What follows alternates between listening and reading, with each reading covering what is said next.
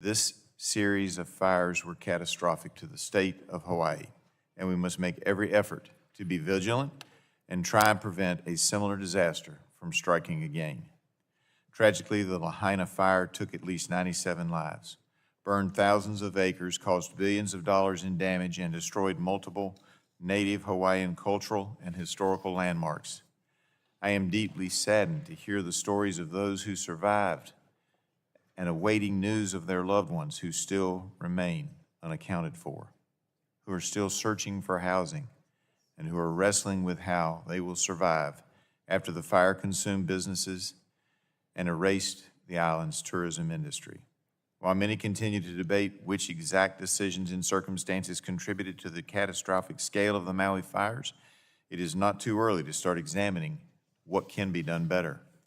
For example, some wildfire experts have noted that dense, flammable, non-native grasses have multiplied across the island in recent years, facilitating the deadly spread of the recent fires. Other reports have cited utility law experts who maintain that Hawaiian Electric waited too long to pursue important upgrades to harden and modernize the electric grid against wildfire risks. Still others have argued that Maui Electric Company, a subsidiary of Hawaiian Electric, was particularly slow in replacing outdated and deteriorating poles supporting its power lines. There were many decision makers involved along the way, and there is still much to sort out. To that end, Chair Rogers, Chair Duncan, and I probed some of these concerns in our August 30, 2023 letter to each of our invited witnesses, requesting additional information on their efforts to address wildfire risks on Maui. We thank our witnesses for their responses to our request, and I look forward to discussing the responses further today. Now I'd like to take a moment to introduce each of our witnesses for our first panel. We are joined today by Ms. Shelley Kimura, President and Chief Executive Officer at Hawaiian Electric Company. Hawaiian Electric subsidiary corporation Maui Electric Company provides service on Maui. Hawaiian Electric and its subordinate corporations provide service for 95% of Hawaii's residents. Finally, we also hear from somebody in there somewhere. We'll also hear from Mr. Mark Glick, Energy Officer of Hawaii State Energy Office. The office develops support and supports state energy policy goals. We also welcome Mr. Leodolph Asuncion, Jr., Chairman of the Hawaii Public Utilities Commission. Mr. Asuncion served as a commissioner since April of 2019, as its chair since July 2022. The commission, among other things, regulates the electricity rates and power service parameters of public utility companies operating in the state. Immediately after, we will convene a second panel consisting of testimony from our colleagues from the Hawaiian Congressional delegation. Representative Ed Case from Hawaii's 1st District will testify. We will also hear testimony from Representative Jill Tokuda, whose 2nd District of Hawaii includes the island of Maui. There are several investigations underway and still a lot of debate and speculation around the days in which the fire spread and about what has been done or has not been done in years prior. However, Congress has a responsibility to pursue a safe national energy policy, which includes hardened electric infrastructure that is prepared for events like wildfires and hurricanes. Congress has a portion of that responsibility along with state regulators and private sector partners. Accordingly, it is extremely important that we convene today to begin to ask the hard questions. Given this committee's role in protecting our electric utility infrastructure and its general jurisdiction over power utilities, we will focus today on that aspect of the disaster.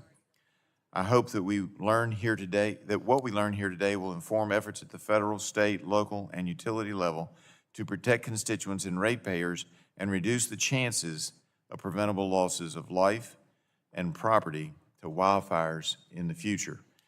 That said, I will also tell you that we have another hearing going on downstairs where we're looking at the electric grid, and so you will see members moving in and out because some members are on both subcommittees.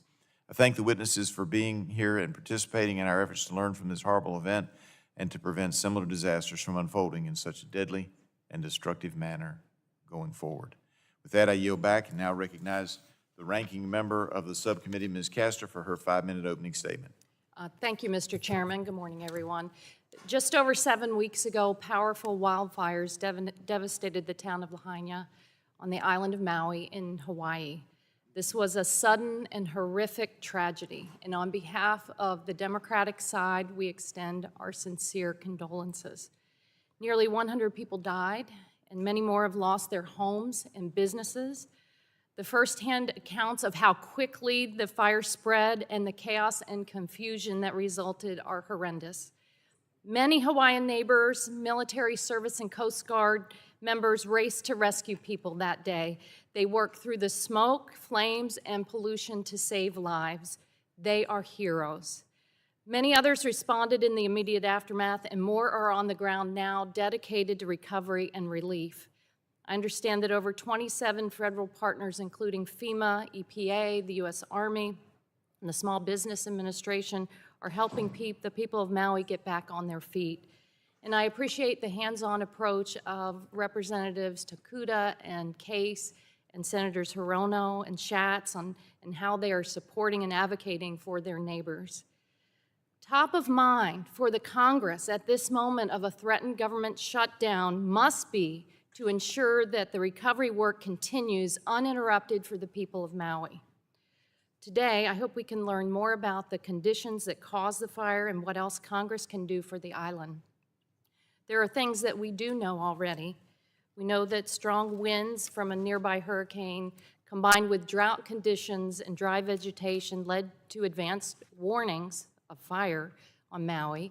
We know that the fire started on the edge of town in Lahaina on Maui's west coast and quickly grew out of control, ultimately devastating the town and claiming the lives of too many neighbors. Fire crews were dealing with another fire miles away. We know that people there are still suffering from the losses of their friends, families, and homes, and that firefighters are still working to contain wildfires elsewhere. What we do not know is the exact cause of the fire and what more, if anything, could have been done to prevent it from starting or spreading. Hawaiian Electric has said that one of its power lines ignited an earlier fire in Lahaina the morning of August 8th. The Maui Fire Department said it had extinguished that fire. But then fire was reported again in the same location and it quickly spread. While the National Weather Service in Honolulu began issuing alerts days before the Lahaina fire began, important questions remain about whether more could have been done to notify residents or de-energize power lines sooner. There are also critical questions about the steps local officials took in the 5 years since the wildfires struck Maui in 2018. These are important questions that are already being investigated, and while I strongly believe that we in Congress have an important oversight role to play, I do think it would have been helpful to have the benefit of the on-the-ground findings from the authorities before pulling the attention of our witnesses away from recovery efforts to appear before us. Nonetheless, I appreciate your willingness to be here today and hope we can learn more about this tragedy, whether and how it might have been prevented, and what can be done to prevent future tragedies like this, including ensuring that investments made for grid hardening under the Bipartisan Infrastructure Law and the Inflation Reduction Act are delivered quickly and effectively. I would also like to learn more about how electric and other infrastructure can be rebuilt in a more resilient way. It's only been 7 weeks since the Lahaina fire, and the emergency is not over. Investigators deserve time to do their work thoroughly and present their findings.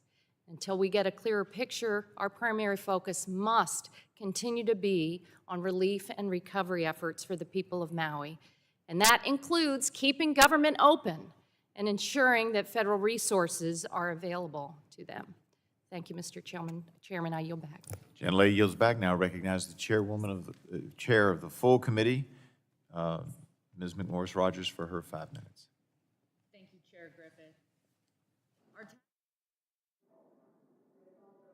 Critical. It's a critical one. We're examining the tragic events that unfolded on the Hawaiian island of Maui last month. On August 7th and 8th, a series of fires broke out on the island, including one that destroyed the town of Lahaina.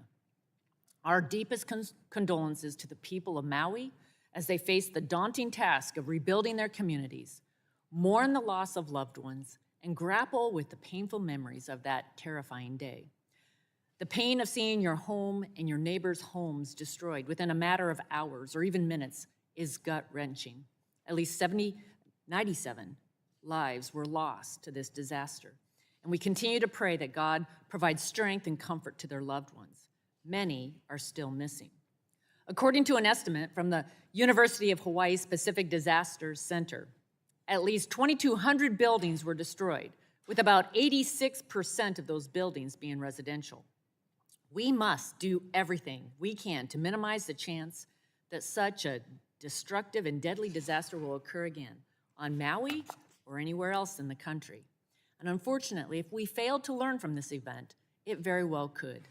The Hawaii Wildlife Management Organization reports that each year the percentage of total land burned by wildfire in Hawaii is equal to or greater than any other state in the nation.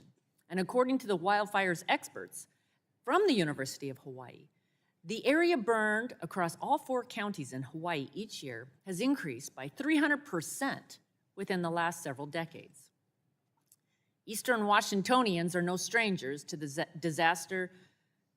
disastrous consequences of wildfires either. Last month, the Gray and Oregon road fires destroyed hundreds of homes, forced evacuations, and have been linked to 2 deaths. Hundreds are still recovering from and coping with the destruction of these wildfires.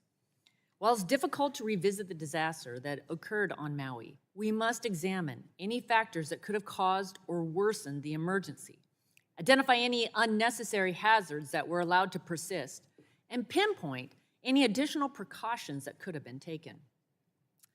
I understand debate about the factors behind the cause and spread of the fires continues, but that Hawaiian Electric acknowledged that an early morning fire on August 8th appears to have been caused by power lines that fell in high wind. What happened after that, particularly concerning the second fire that swept through Lahaina that afternoon and destroyed lives, and the town remains open to an investigation. Part of our job here in Congress is to ensure that every American has access to affordable and reliable energy, and that responsibility includes making sure that energy comes from safe, well-maintained infrastructure. There's been a lot of emphasis on some of the competing priorities when it comes to modernizing our electric grid in recent years. However, we must make sure that safety remains a top priority.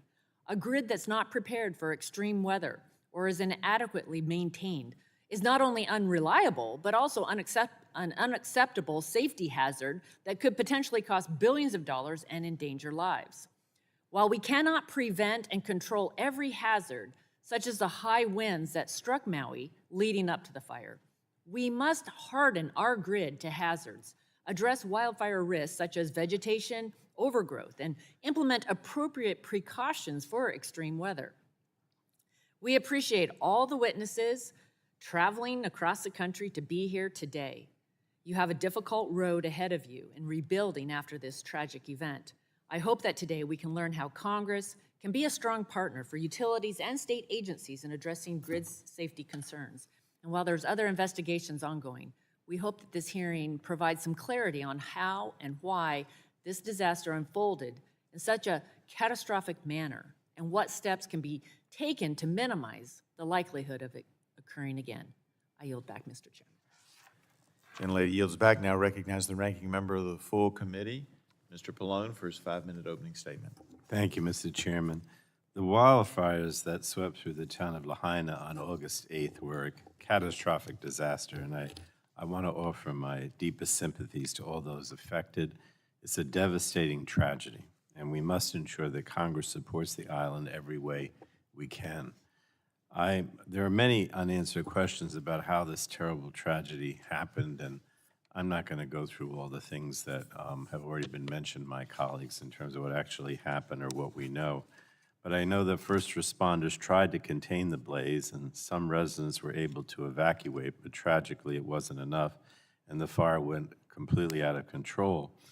I also want to say that we can't overestimate or overstate the enormity of the disaster and the destruction it brought, and the fact that so many people died and are still missing, and that many of the deceased have not been identified, and many residents are living in temporary shelters because their homes are gone. Officials estimate that over 2,000 structures were damaged or destroyed. It's going to be a very long road to rebuild, and emergency responders, as has been mentioned, are still working day and night to fight the ongoing fires in remote areas of the island. Now, many factors appear to have contributed to the catastrophic scale of this fire. The extremely high winds pushing flames through dry vegetation rapidly escalated the fire's spread and prevented successful firefighting efforts. Evacuation routes were blocked by police due to downed trees and power lines, which resulted in bottlenecks and gridlocks on the few roads in and out of Lahaina. And power outages and damaged cell towers exacerbated communication problems and created further confusion. We do not know why emergency sirens were not activated to warn residents or what role the electric grid may have played in sparking the fire that ultimately destroyed Lahaina. In terms of a government response, the acting governor declared a state of emergency the day the fire started, and 2 days later, Governor Green requested a disaster declaration, which was immediately granted by the Biden administration. Within 48 hours, FEMA was on the ground in Maui, assembling crews for search and rescue and survivor assistance. Now, several official investigations are underway to get to the bottom of this disaster. Hawaii's Attorney General has commissioned the Fire Safety Research Institute to conduct a thorough examination of the causes. It's expected to make multiple interim reports before issuing a final report and recommendations around August of next year. Those on the ground with the most information and experience are the appropriate authorities to examine the causes of the fire, and I look forward to hearing from our witnesses. But I am concerned that this hearing is shifting attention and resources away from ongoing relief efforts on Maui and the official investigations that are still in their early stages. Congress should focus on ensuring that the federal government can continue providing relief to the people of Maui, and that means funding the government and funding FEMA's Disaster Relief Fund, which the President has asked us to do. And that is something specific that we and only we can and should do without delay. A reckless government showdown, or shutdown, I should say, which we know is imminent, would slow Maui's ability to rebuild and recover. And after all, this disaster is not over. Thousands of people are displaced and in desperate need of permanent housing. Firefighters are still working, and utility crews are working to restore power and repair damaged infrastructure. So I'm hopeful that the investigations will provide answers so that we can learn from this tragedy to ensure this does not happen again. But right now, we must do all that we can to support the residents of Maui recover and rebuild. And a shutdown is not the answer, obviously. I mean, it's hard for us here in the midst of this potential shutdown to be talking about how much we can do, because we don't know if government is going to be able to do anything if by tomorrow night or Saturday the government shut down. That's certainly not, it's not easy for us to say to you that we're going to help when we don't even know if the government's going to be open. So I guess my main thing, and I know it sounds political, but I can't help it, because if the government shuts down, is a serious question about what we're actually going to do. But in any case, we appreciate everybody being here, and we are determined to do whatever we can to help. So thank you, Mr. Chairman. I thank the gentleman. Gentleman yields back. That concludes members' opening statements. The chair would like to remind members that pursuant to committee rules, all members' written opening statements will be made a part of the record. Please provide those to the clerk promptly. Again, we want to thank our witnesses for being here today and taking the time to testify before this subcommittee.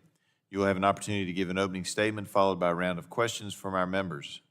Our witnesses today are Ms. Sheely Kimura, President and Chief Executive Officer of Hawaii Electric, Mr. Mark B. Glick, Chief Energy Officer, Hawaii State Energy Office, and Mr. Leodolph Asuncion Jr., Chair of the Hawaii Public Utilities Commission. We appreciate you all being here, and I look forward to hearing from you. You're aware that this subcommittee is holding our oversight hearing, and when doing so, we have the practice of taking testimony under oath. Do any of you have an objection to taking testimony under oath or giving your testimony under oath? Seeing no objection, we'll proceed. I would also advise you that you're entitled to be advised by counsel pursuant to House rules. Do any of you desire to be advised by counsel during your testimony today? All right, I don't see any asking for that, so if you all would please stand and raise your right hand. Do you promise to tell the truth, the whole truth, and nothing but the truth, so help you God? Seeing the witnesses all answered in the affirmative, you are now sworn. You may sit down. You're now sworn in and under oath, subject to the penalties set forth in Title 18, Section 1001 of the United States Code. With that, we will now recognize Ms. Kimura for her 5-minute opening statement. Thank you, Chair Griffith. If you push your mic, yeah. Is it working? It's not loud enough. Maybe you can pull it a little closer to you. Is that better? It's a little better. What do our technicians say? Are we okay? Testing. I think we're good. Go ahead. Better? Okay. Aloha and good morning. On August 8th in Lahaina, Maui, we saw human loss and devastation at a speed and scale that is difficult for our hearts and minds to process. I want to start by honoring those lost and those whose lives have been forever changed by this overwhelming and tragic event. Most of you know the word aloha. There's another word in the Hawaiian language, kuleana.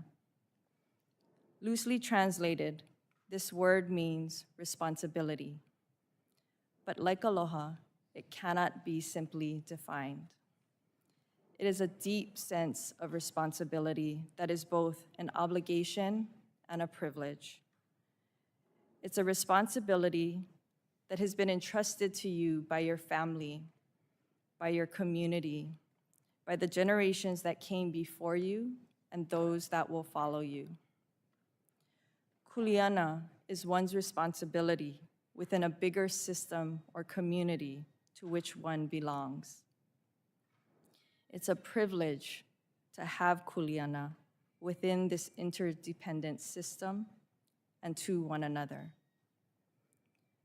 For generations past, present, and future, Hawaiian Electric's kuleana is to Hawaii.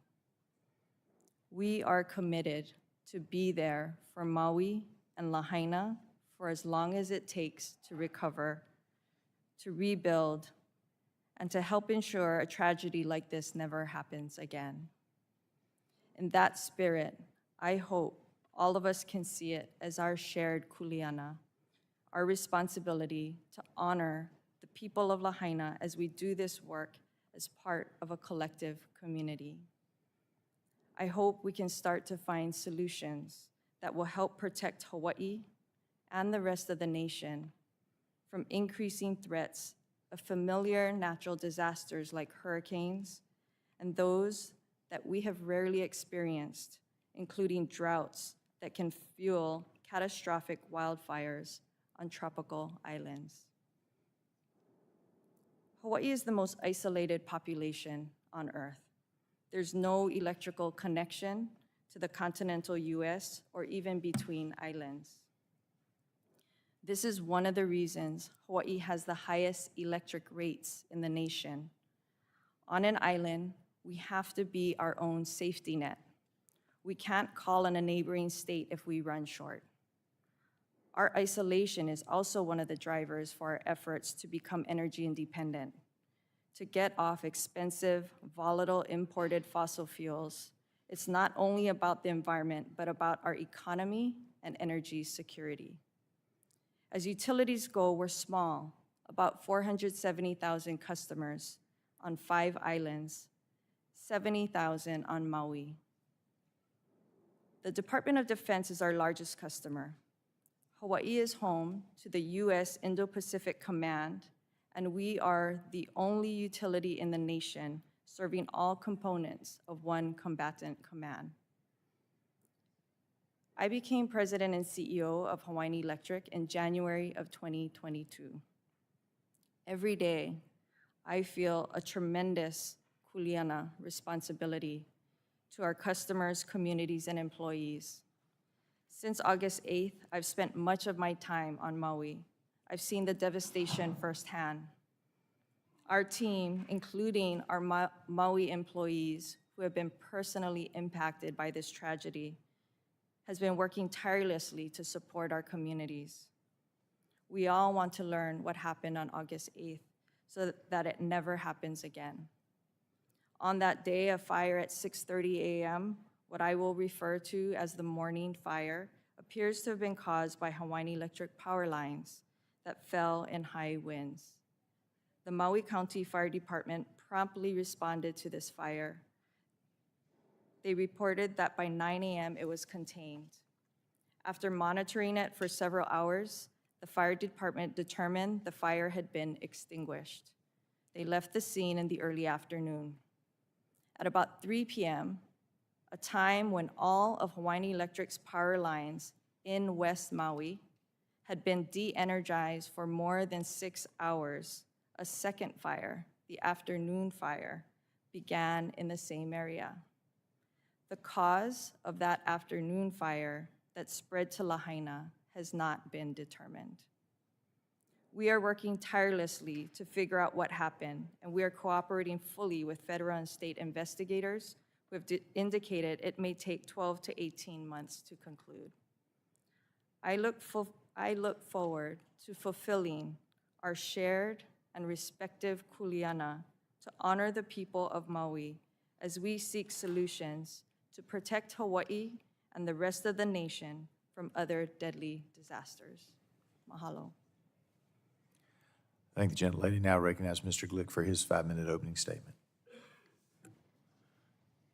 Chairwoman McMorris-Rogers, Chairman Duncan, Chairman Griffith, Ranking Member Pallone, Ranking Member Castor, members of the committee. My name is Mark Glick, and I'm Chief Energy Officer of the Hawaii State Energy Office. As noted in my response to the committee's letter of August 30th, my office appreciates the thorough exploration of the causes and effects of the tragic events that occurred on August 8th, 2023, and we share the nation's resolve to stand with the people of Lahaina in their quest to heal, grieve, and recover. I'd like to highlight a few points for the committee. The driving force for Hawaii's aggressive pursuit of energy self-sufficiency is due to our deep concern over oil price volatility, which is extremely detrimental to our economy and our cost of living. Hawaii's oil has been and continues to be sourced primarily from Africa, Europe, and Asia, and the run-up of oil prices due to Russia's invasion of Ukraine had resulted in 40% higher diesel costs on the island of Molokai in Maui County, which has only 18% renewable energy. On the flip side, the island of Kauai, with 60% renewable energy, only experienced a 5% increase in energy costs during the same time and has the lowest average electricity rates in the state. In other words, adopting renewables in Hawaii is a low-cost energy solution while achieving other policy objectives. Hawaii's new normal with wildfires, long a real threat, was first realized with Hurricane Lane in August of 2018 and the California wildfires. It's now recognized that Hawaii's wet and dry periods are more pronounced, and for the first time, wildfire risk was ranked equivalent to hurricane, tsunami, floods, and earthquakes. Since the deadly fire in Lahaina, the Energy Office has participated in discussions with the Attorney General and other parties and is aware that investigations are ongoing with respect to Hawaiian Electric's actions. Therefore, it would be inappropriate for the Energy Office to comment on those issues at this time. We take an all-hazards approach to resilience and serve as emergency support function number 12 within FEMA's National Disaster Recovery Framework. Our broader mission is to help mitigate and respond to threats on energy resilience, focusing on energy security plans and response efforts. In that role, we have previously flagged invasive grasses and vegetation on the island of Maui and elsewhere in Hawaii as resilience threats. But I should make it clear, the Energy Office does not have any authority for oversight or enforcement of the utilities or the private sector on energy matters. We have also seen no evidence thus far that indicates renewable energy development has restricted available funds for vegetation management. A key Energy Office resilience efforts was participation in July of 2019 to November 2021 in the Resilience Working Group, established as part of Hawaii Electric's integrated grid planning process, with oversight by the Hawaii PUC. The working group considered hurricanes, earthquakes, tsunamis, volcanoes, wildfires, and physical and cyber attacks as the greatest threats to grid resilience, and recommended a set of resilience measures, including those addressing vegetation management.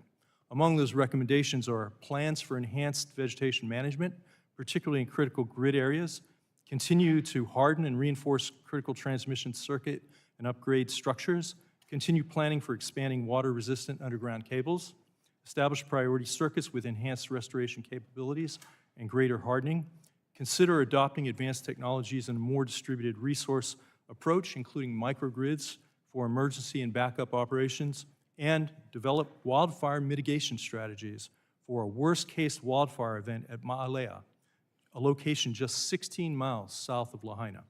The working group emphasized that infrastructure owners and operators must work together in close partnerships to coordinate disaster planning and recovery with the shared responsibilities between the power companies, key customers, and the government.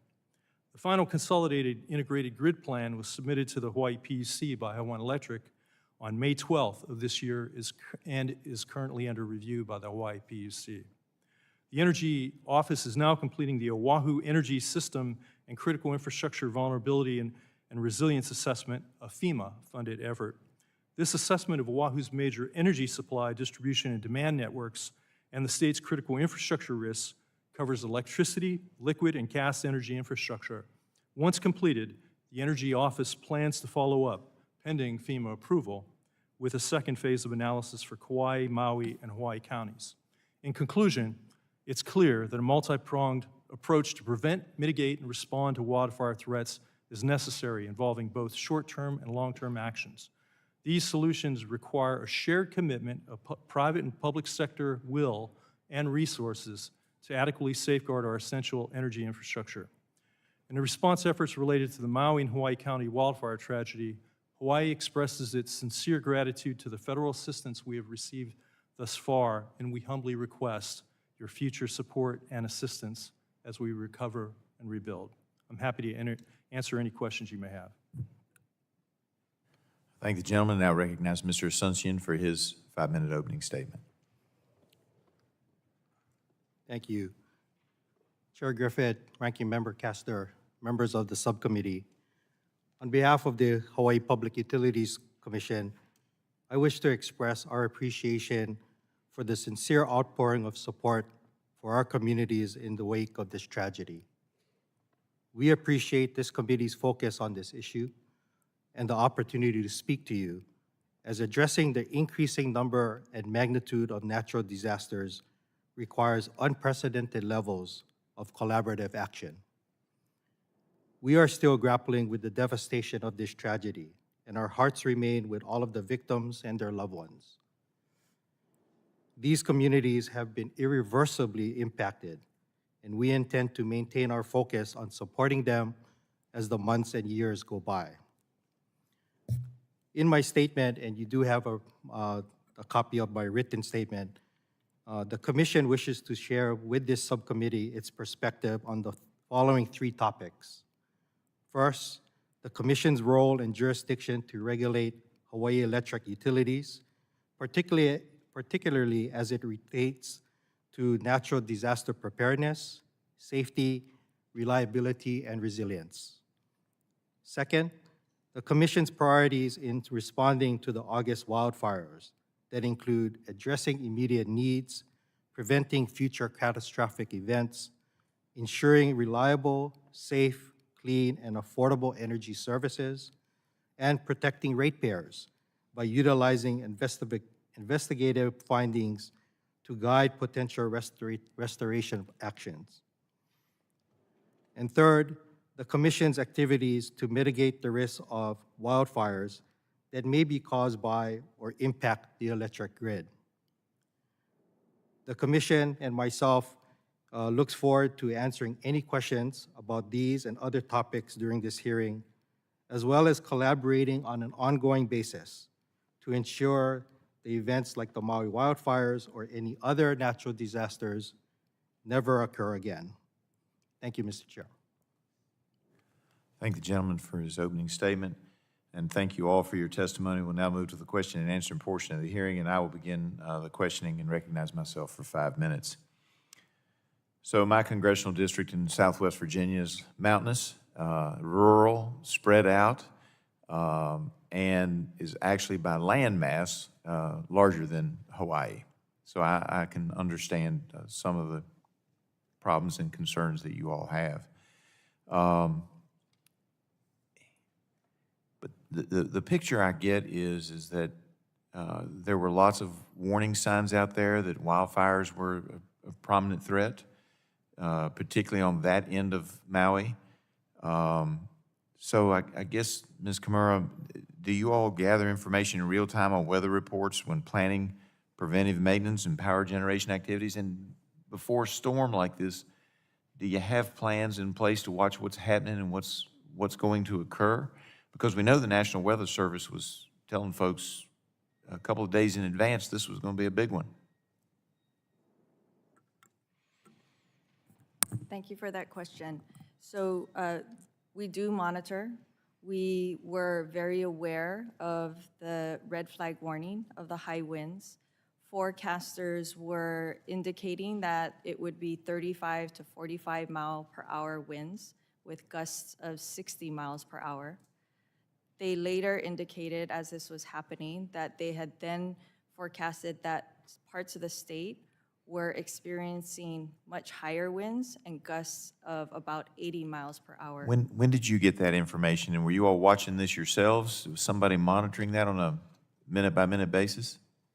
We have our teams, not me personally. Yes, ma'am. We have our teams that are getting the information from from third parties. It's not our own team looking at it, but they're getting it from third parties looking at that.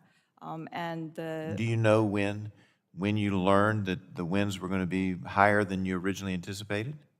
I don't have that information right now. Did you get that to the committee after this hearing, obviously? Absolutely follow up with you. Yeah, and here's the reason I ask. We get snowstorms. Y'all don't have that one. But we get snowstorms, and our school systems often will be watching the weather forecast, and even before the first flake drops, if they see significant weather, they shut the school systems down. And so my question is, what was the decision-making process in not de-energizing or shutting the power off in this area, which already, because of the invasive plants, because of the wooden poles, because the wires, the lines weren't insulated, already was at risk? These were all risks that were known. What was the decision-making process not to de-energize or turn the power off on these lines during that critical period? So in 2019, our teams, understanding what happened in And I appreciate the history. What I'm trying to figure out is on that morning, what was your strategy? And were there people who were awake all night monitoring this storm to see what we could do? What's going on? Tell us and the American people what was going on that morning and why you didn't de-energize earlier.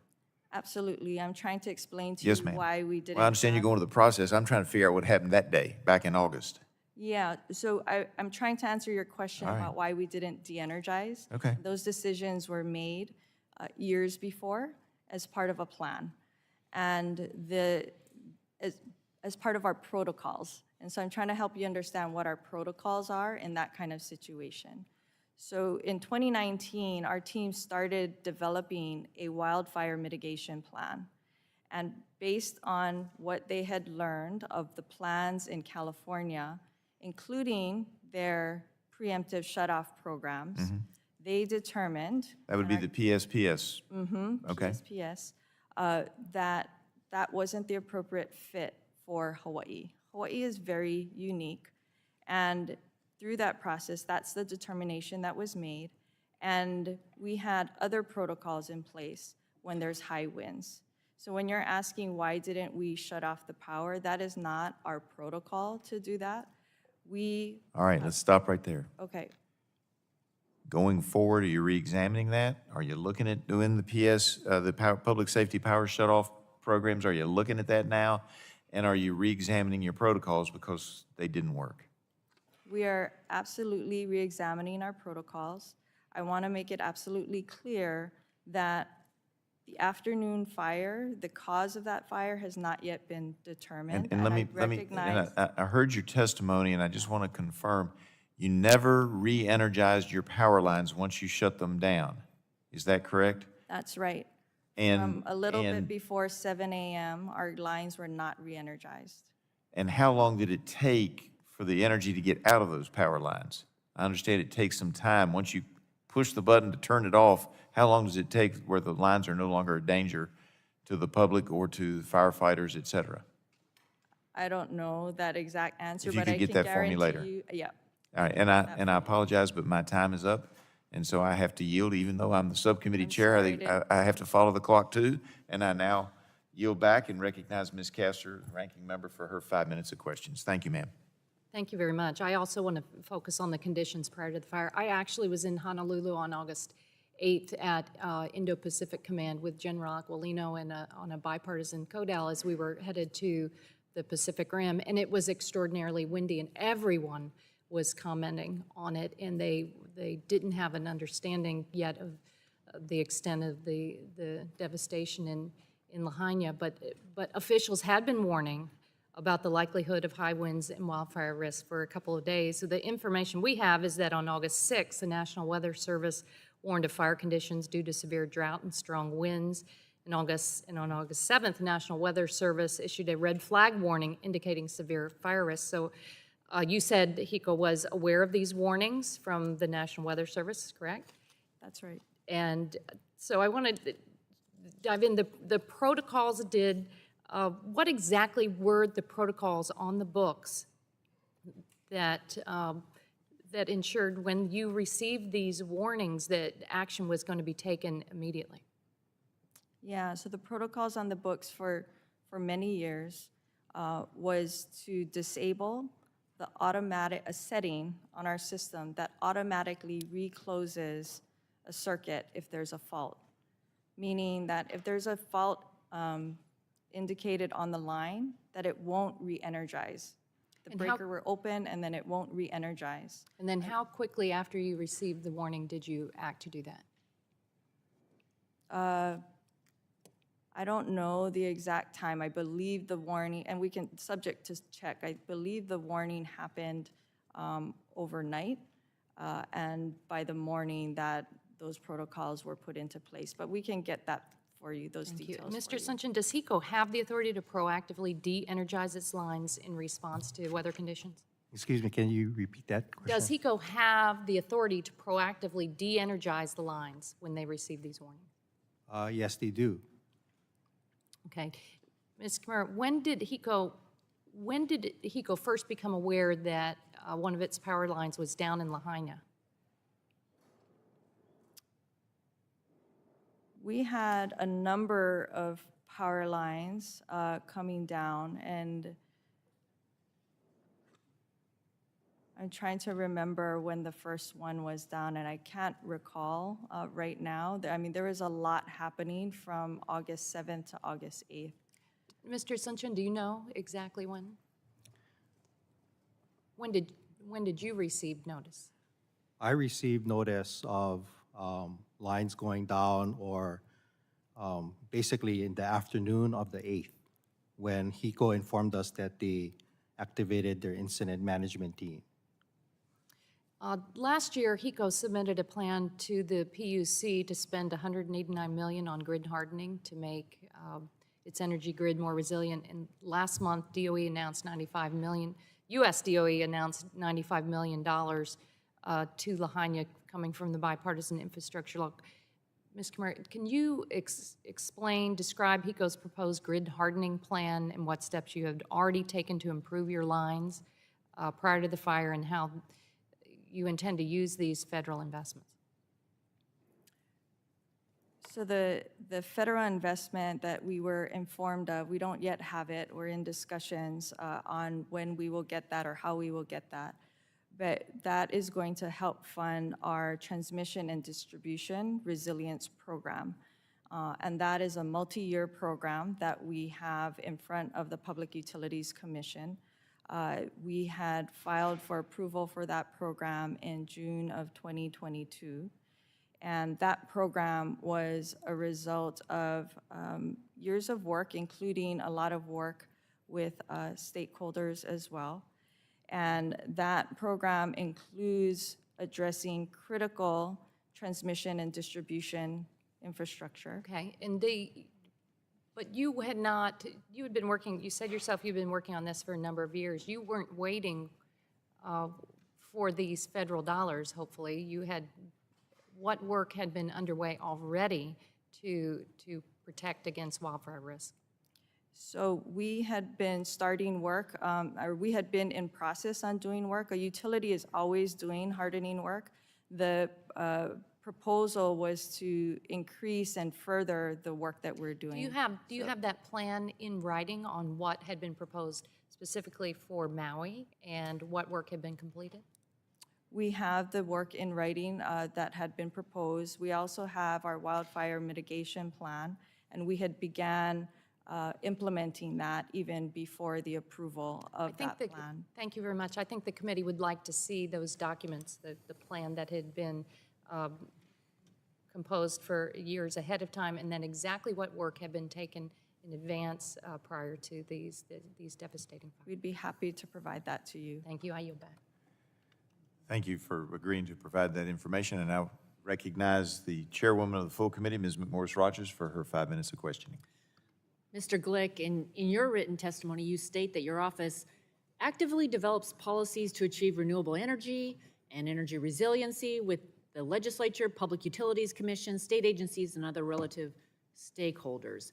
In filing submitted to the Hawaii Public Utilities Commission last year, Hawaiian Electric stated most storm damage tends to be due to trees that are outside of the right-of-way. Utility best practice is to identify and proactively remove these trees, with the removal being paid for by the utility. A robust hazard tree program can greatly reduce the amount of damage that occurs during a major storm. Additionally, in the response to the committee's question about the vegetation management, Hawaiian Electric stated, the vast bulk of invasive grasses on the island of Maui are not on land owned or controlled by Hawaiian Electric. The utility also added, eliminating vegetation, such as grasses, present in easements and right-of-way, but not tall enough to contact the lines, is not generally within Hawaiian Electric rights. A 2021 report on wildfire prevention by the Maui County Cost of Government Commission concluded above-ground power lines that fail, short, or are low-hanging can cause fire ignition, sparks that could start a wildfire, particularly in wind or stormy conditions. This condition is exacerbated by overgrown areas in the right-of-way beneath lines. So, Mr. Glick, would you agree that preventing damage to power lines by vegetation and preventing the spread of wildfires that could destroy electric infrastructure is a resilience issue? Yeah, certainly vegetation management is critical and can cause damage to power lines. Thank you. Does your office plan to review potential policy changes that may be needed to address hazard trees near utilities, rights-of-way, and flammable, overgrown vegetation in the vicinity of electric infrastructure? Yeah, we're certainly aware of great investments that Hawaiian Electric and our other utility, Kauai Island Utility Cooperative, have made in Hawaiian Electric's case, particularly on Hawaii Island with albizia removal. Albizia trees are invasive trees that have caused great damage. And, you know, our policies are look into policy changes. We'll continue to look at ways to also work with the private landowners and to try to have more cooperative efforts, because a lot of these, everything doesn't happen, as you mentioned, in the right-of-ways. Right, right, thank you. So, Ms. Kimura, you know, if there are, for example, the overgrown shrubs or an abundance of dry grasses under Hawaiian Electric lines, but not tall enough to actually contact the lines, you maintain that the company cannot do anything about them, and that's what it sounds like was cited, and based on a Hawaiian Electric's response. I just wanted to give you a moment to elaborate on that. Thank you for the opportunity. So our easements and rights-of-way allow us to clear vegetation. So our vegetation management is around our lines. It does not give us the right, it is not a stated right to take care of the grass under our lines on private property. And so that is an issue that I think we all in our state need to be looking at. Now, given what happened on August 8th, and we all, I think, agree that that's a critical issue for everyone to be looking at. Great, thank you. I understand Hawaiian Electric mentioned hazard tree removal in its application before the Public Utilities Commission for Climate Adaptation, Transmission, and Distribution Resilience Program. I understand the application has not yet been approved. Is that correct? That's correct, it's in process. Currently, what does Hawaiian Electric do if its employees or contractors identify a tree that appears to be at risk of contacting one of Hawaiian Electric lines should it fall, whether due to poor condition or extreme weather? I'd have to get back to you on exactly what happens. We recently had an issue where there was a tree as a result of the fires in upcountry Maui that was at risk of falling. We had contractors go out there and take down the line, but the property owner was also there and indicating that this tree was at risk. Would you speak to the policy before the fires? How the utility would have responded? The reason why we're going to get approval for hazard tree removal, as I understand it, is because we are not, at this point, allowed to go ahead and do that as part of a larger program, Thank you. given our rights of way and Okay, our easements. more questions to come. At this point, though, my time has expired. I yield back. Thank you, gentlelady, for yielding back. Now recognize Ms. Schakowsky for her 5 minutes of questioning. Thank you, Mr. Chairman. I really want to thank the witnesses and the tragedy that you have faced and the community sentiments that must be so overwhelming. I want to say my condolences for the loss of life and the loss of history in such a beautiful community. One of the things that really shocked me was that there was some misinformation that was being spread at the time. I don't know if this actually became an issue. I did want to ask you about it. I know that there were that there were some social media generated by China and other malicious actors who were actually saying that there was it was caused by government space lasers, discouraging some people from dealing with FEMA, and that kind of misinformation, disinformation that was being circulated. How shameful is that? But I just wanted to ask any or all of you if this disinformation had any effect, if you had to deal with that at the same time as trying to address the tragedy and the things that happened afterwards and all the work that you had to do in order to do the best for your communities. So if you had any comments on that, hopefully it was not had a big effect, but let me hear from you.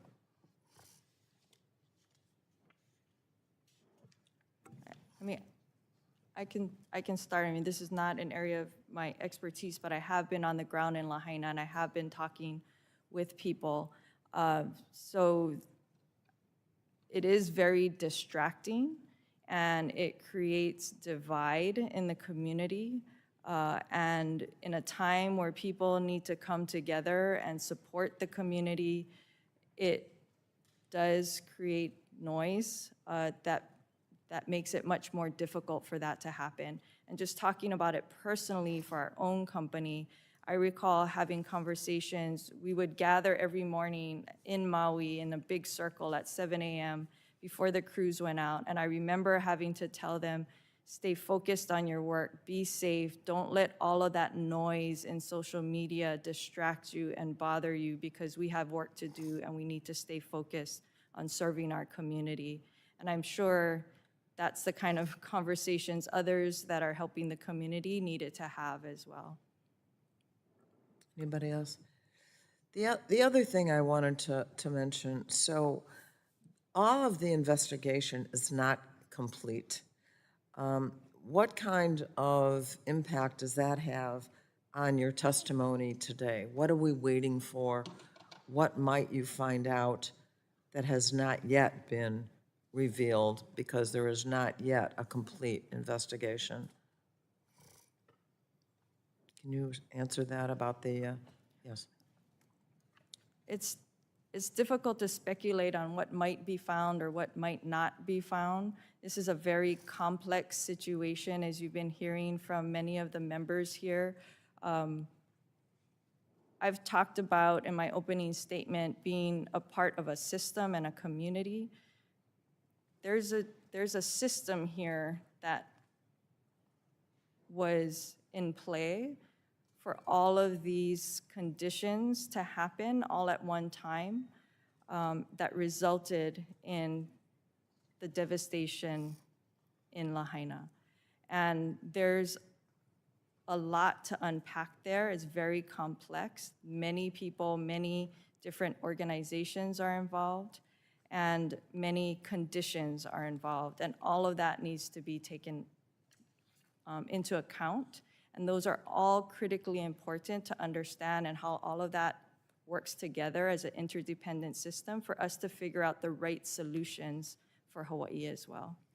How soon do you think that you're going to get the final information from which you can plan ahead on the changes that need to be made? The Attorney General, who's doing one of the investigations, Hawaii State Attorney General, and the ATF, who's supporting the Maui County Fire Department and the County of Maui, I understand that they are both saying it'll take 12 to 18 months. And so we're still in the very early stages. We expect ours to take many months as well. Thank you. My time has expired. I yield back. Thank you. Thank the gentlelady for yielding back. Now recognize Dr. Burgess of Texas for his 5 minutes of questioning. Thank you, Mr. Chairman, and thank you for holding this hearing today. It is important, and I appreciate our witnesses being here. Is there ever any option to bury these delivery lines? Are they always going to be above ground, or is it just too cost prohibitive to bury the lines? And yeah, from all of you, actually. So the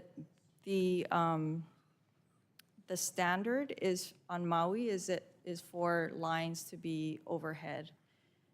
A customer can opt to have it undergrounded. They have to pay for that undergrounding. It is very expensive.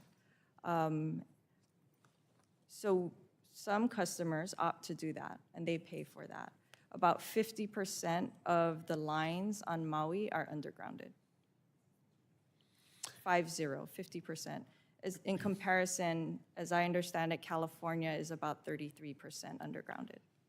So you have more underground delivery water? Yes. I mean, obviously, some of this infrastructure is going to have to be replaced as you rebuild. Again, I would just ask is undergrounding a consideration during the rebuild? As I've talked to some community members in Lahaina, they would like to have the lines undergrounded, understandably. These are conversations that we're going to have to continue to have, and solutions we're going to have to figure out. Undergrounding in general is about 5 times more expensive, and on a small island like Maui with only 70,000 customers, that can get very expensive in a place where we have the highest rates in the nation. And we're already facing an economy where many of our people who have lived in Hawaii for a long time can no longer afford to live in Hawaii. So those are the kinds of considerations we have when we make these kinds of decisions, and the kinds of conversations we need to have as a community to make sure that we're doing the right thing and the best thing for that community. Thank you for that answer. Mr. Asuncion, in your statement, you said that the commission, of which your chair, is going to take a proactive approach to ensure that Hawaii Electric mitigates its risk. I'd like for you to elaborate on that a little bit, and then just add, is undergrounding of the utility one of those measures? Yeah, like Ms. Kumura said, I think we look at all aspects of whether or not, right, it goes underground. like she said, there is that option, right? If the customer does want to have it on the ground, certainly we'll put it on the ground. And we do, like a lot of our newer communities across the state, right? We have it on the ground versus overhead. It does come at some costs, right? To the ratepayer, to the company, basically to all of us in the state of Hawaii. You know,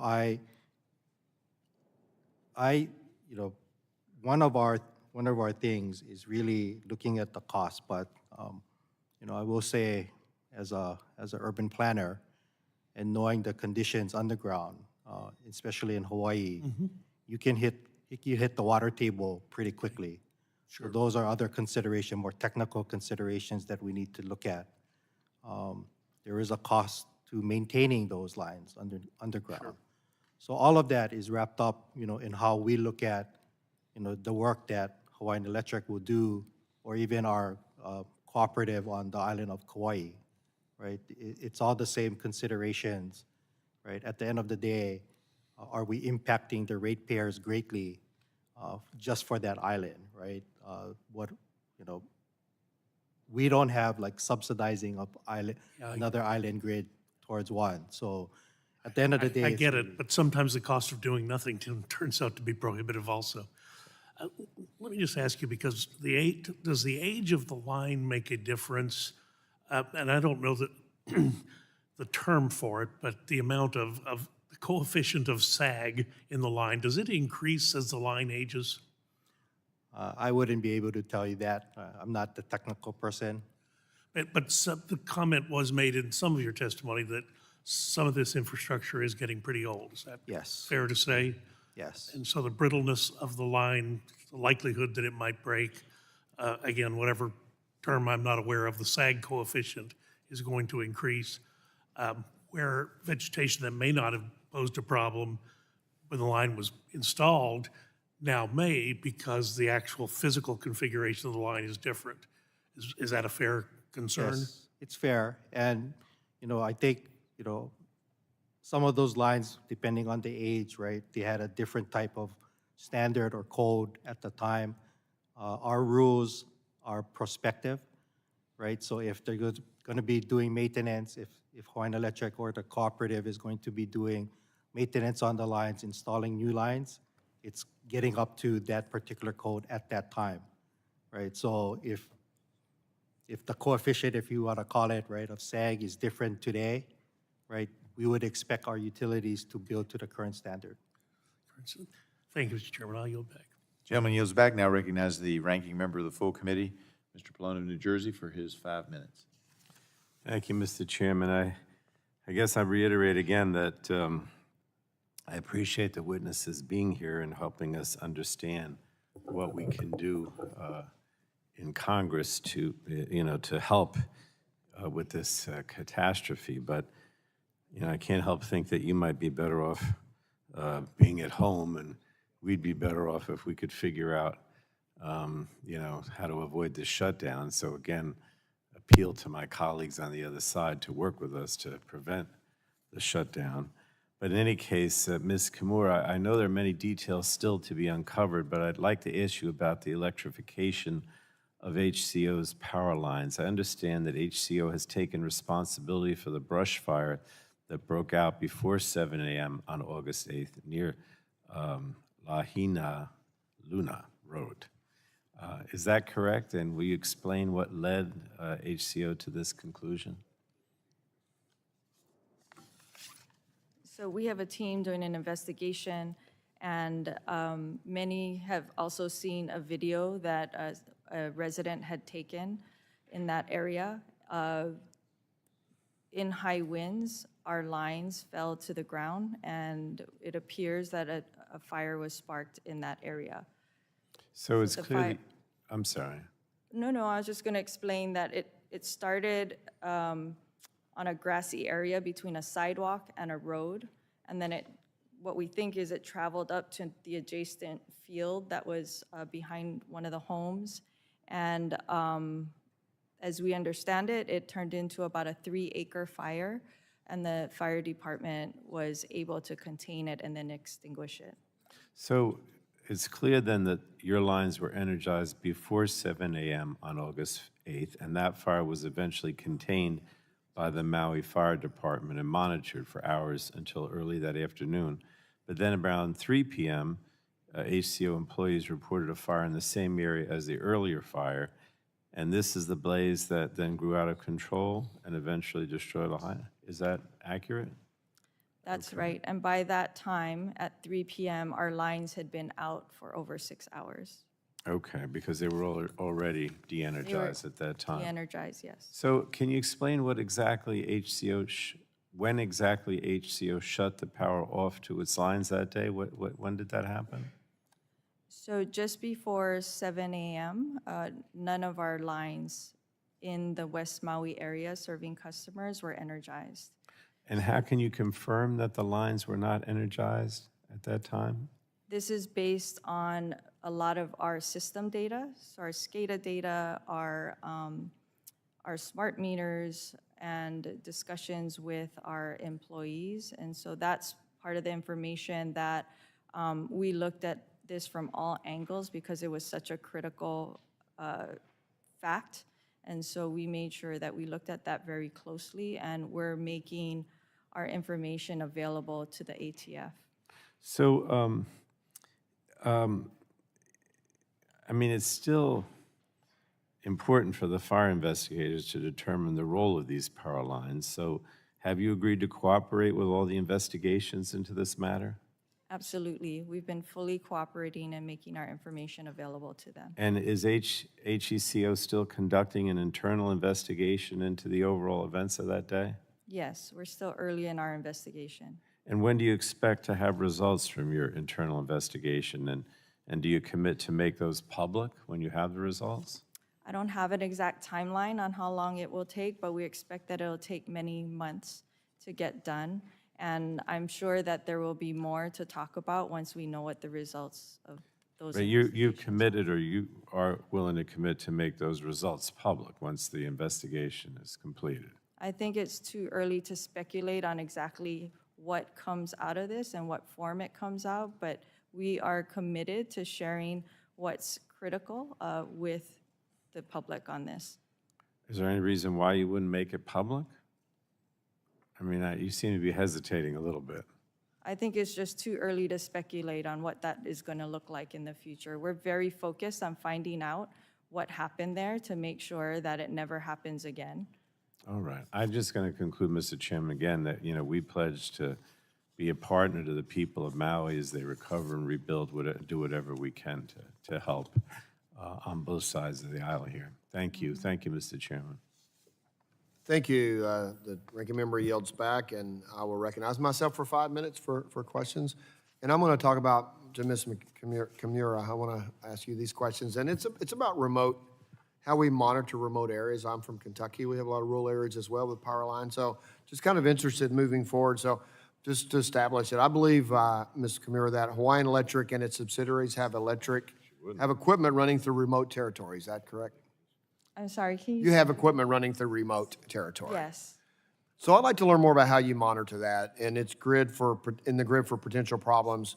News sources have reported that on Monday, August the 7th at 10:47 p.m., a security camera at the Maui Bird Conservation Center caught a bright flash in the woods, and one person at that location stated the power then went out, and the surrounding forest was on fire shortly after that. Was Hawaiian Electric aware of an incident involving its power lines at that time? I do not know what was known right at that moment. We would have had a fault indicated, but I can't tell you exactly what our personnel knew right in that moment. Did the personnel know of it from some kind of internal system, or did you only learn of it when the news report came out? I would need to get back to you to let you know exactly what they would know in that moment. Okay, because several news sources have reported that data shows a number of line faults in your electric grid on the August the 7th and the early morning of August the 8th. And in the Washington Post, a line fault is indication a power line has come in contact with another object or was knocked down. Does Hawaiian Electric employ any kind of sensors or technologies to detect or display these faults? Sorry, can you say the last part of your Yeah, question? does Hawaiian Electric employ any kind of sensors or technologies to detect or display these faults? We do have technologies to do that, but we are also investing in additional technologies to have the situational awareness of what's happening on our systems and more control and awareness for our systems. Okay. So were any of these faults that you say you do have, I know you're looking at adding additional, but you do have fault detectors, as you said. Were any of these working on Maui on those dates? And did they alert the company that there could be an issue with some of its lines? And did anyone respond to go check out the problem? Again, for that, I can tell you that in general, we had many indications of faults, and we had employees going out to look at these faults. For that particular one, I can't tell you specifically what was happening in that moment. Okay. So also, in Hawaiian Electric's response to the committee's August 30, 2023 letter, Hawaiian Electric stated it had purchased 5 video cameras for Maui in 2023, and they are slated to be installed this year. Where does Maui Electric plan to place them? You don't have to provide specific sites. I'd like to know what your priorities are in placing the cameras you purchased. Yeah, I understand. We just got those cameras this week, and we intend to place at least some of them in West Maui. I can assure you of that. Did you purchase the cameras because of the fire, or you did it prior to you had the cameras I ordered? understand that those cameras were already ordered prior to the fire. They just came in right after unfortunately. That concludes my question, so I will yield unless chairman need any time. Yes, recognize the chair of the committee, subcommittee. Thank you, Mr. Chair. I'll yield to, actually. That's the right term. We were just speculating on answers to me and answers to Ms. Castor. And the impression that I was left with was that you were monitoring the weather situations in advance, but then the protocols weren't triggered till in the morning. Did the people who were monitoring the weather conditions not have the authority to trigger the protocols earlier than in the morning of the fire?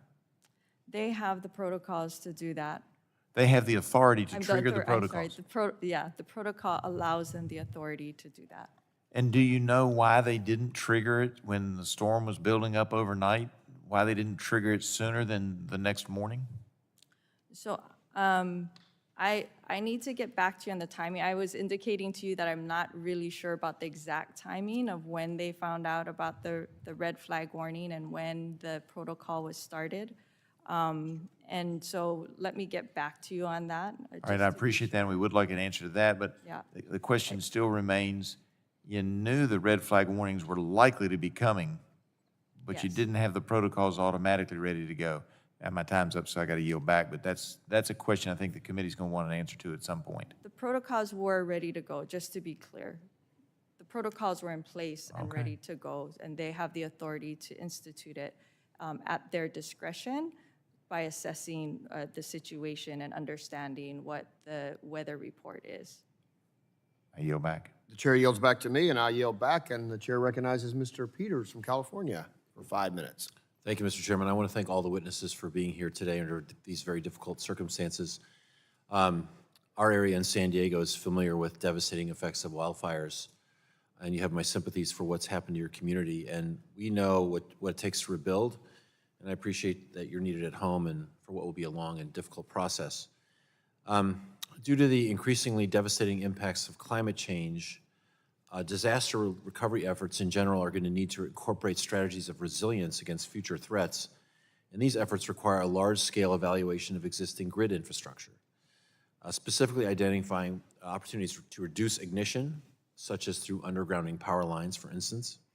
But the risk assessment has to go beyond the threat of ignition. We need to ensure communities have sufficient evacuation routes, the defensible space around structures is prioritized and enforced, and the wildfire crisis will require a comprehensive response wherever it is faced. Mr. Glick, in your September 19th letter to the committee, you mentioned the Advanced Assistance 2.0 project, One of the listed goals is to provide Hawaii a Hawaii-specific framework for hazard mitigation and strategy implementation. What are some of the unique challenges facing grid infrastructure on Maui? Some of the unique challenges really have to do with a coordinated approach to being able to address problems in the infrastructure. And that's at the, with our home rule state, as a home rule state, we have county government sort of control of property taxes, for example. And in the counties have jurisdiction on some of the initial emergency management as well. And so part of it is ways to better coordinate when infrastructure is compromised. Well, what's the role of the State Energy Office in strengthening the grid, and are you making the necessary investments to address any challenges you've identified, especially challenges that are unique to Hawaii? Well, we provide recommendations through these working groups and through other forums that we participate in, and also participating in regulatory proceedings. And those recommendations we pursue vigorously through the process, and then we follow up afterwards with the commission, and we also work with stakeholders in the state to be able to get further. Sure. Have you made any guidance. specific recommendations about the grid? Well, certainly, we identified, I think, a number of grid improvements that needed to be made. And did the state follow your recommendations in terms of making investments or committing to changes? Well, the interesting thing is that the working group that we participated in most recently, as I've mentioned, submitted those recommendations in 2022, and the full report of the integrated grid plan was submitted in May of 2023. So the Public Utilities Commission hasn't yet had an opportunity to review and issue a decision in order. Okay. But we hope that will be forthcoming in the next 12 months. Mr. Asuncion, the same question. What's the role that the PUC plays in strengthening the grid, and how's been the response to your work? Sure, thank you for the question. But specifically, just because I don't have a lot of time, there's a Hawaiian Electric's June 22 application to invest in $190 million over 5 years to upgrade transmission and distribution infrastructure. How's that coming? That is coming along well. I think there was the filing of the application, and then there was an opportunity here for Hawaiian Electric to get some federal money to supplement that, right? And at the end of the day, it does save our ratepayers basically half the cost of the project. Right. My understanding is that an award was announced by the Department of Energy, and Hawaiian Electric is now talking over the exact scope for that money and how they would get that money granted to us. Okay. What we have committed to at the Public Utilities Commission is to render a decision within 90 days of the announcement of that award. But it sounds like you appreciate the role of this infrastructure investment and of transmission with relation to fires and resiliency. And sorry that that this came as you were preparing to deal with it, it appears. So I wish you the very, very best. And we send our love and prayers to the folks in Hawaii, and I yield back. Gentleman yields back. Now recognize the gentlelady from Florida, Ms. Kamick, for 5 minutes of questioning. Well, thank you, Chairman Griffith, for hosting this hearing today. Thank you to our witnesses for appearing before the committee on this very important topic. And, as we all know, the fire brought horrific loss, and it was truly a tragedy. And for everyone who was impacted, our hearts just break and go out to everyone who has experienced loss. So it's my hope that today in this hearing that we not only get answers, the very really much needed answers for so many people, but also we can identify ways that we can avoid another tragedy. So I'm going to start with you, Ms. Kimura. Did I say that correctly? All right, thank you. So we've seen the news reports alleging that Hawaiian Electric may not have properly maintained its electrical equipment and wooden poles. So I'd like to give you an opportunity to respond to those claims. Specifically, In the response to this committee's August 30th letter, Hawaiian Electric stated that its inspection and mitigation programs on Maui to mitigate fire risk include test and treat. That is the inspection of the poles. And you further explain that as part of the test and treat program, that you were looking for indicators of strength, anchor inspection, treatment of poles for rot and termites, et cetera. Being from Florida, I know what humidity and heat and wind and salt can do to environments and assets, so I understand it's a bit more challenging. But in that report, you stated that you had performed tests and treat programs on approximately 29,000 of the 31,000 wood poles in Maui County since 2013. Why were there approximately 2,000 poles that were not subjected to that same testing? If I could also take a moment, now that I want to clarify an earlier thing that I was talking about in terms of the timing of the red flag warning and when we instituted our protocols. So I was just able to double check on that information. So it was, the red flag warning was initiated overnight on August 7th, and by the morning of August 7th at 7 a.m., we had instituted our protocols. And so I wanted to make that clarification the day before all of this happened. And so on the polls, you are absolutely right, 29 out of 31,000 over the last 10 years. The last 2,000, my understanding is that we just hadn't gotten to those yet, and they're part of our program now. We have looked at, there was a Wall Street Journal article that talked about this recently as well, and if I could take the opportunity to You could clarify certainly, you what could was in certainly there? submit that for the record. I mean, Okay. but for the purposes of time, I just really understand if any of those polls that were not tested and treated, those 2,000 plus-ish polls, if they were not part of that program over that 10-year span, were any of those polls the ones located in the areas that were struck by the fire on the 7th and the 8th? I don't know the answer to that question right now. As we indicated, there's a lot happening right now, and we're still in response mode and haven't been able to look at all of those things. It's a very good question and something that we will look at. I can tell you that near the fire, we had looked at one of the poles, and we know that that was inspected just in 2022. So, you know, that's an indication of poles in those areas and the timing of when they were inspected. Okay. Well, and I appreciate it, and I certainly know, again, my state, you know, my district just took a Cat 3 hurricane, and Very so sorry for that. I 100% understand that recovery comes first. But I think certainly in the future, it would be very helpful to understand if those particular poles were in the area that was the initial start and subsequent spread, but then also what we can be doing for the future in terms of mitigating this issue with either composite poles, concrete, steel, looking at a variety where there's areas that are especially prone to having a weakened structure that would be helpful. I have 39 seconds, so I'm going to jump around. I'm just going to stay with you, Ms. Kimura. The report that you issued wasn't binding, I'm sorry, that the county issued. The 2021, July 2021, the County of Maui Cost of Government Commission, that wildlife reduction, or I'm sorry, wildfire prevention and cost recovery on Maui, that report, that's not binding, correct? I don't know if that's binding. I think that one was you're aware of to the existence County of of it? Maui. Yes, I'm Okay. aware of the report. That was a report to the County of Maui.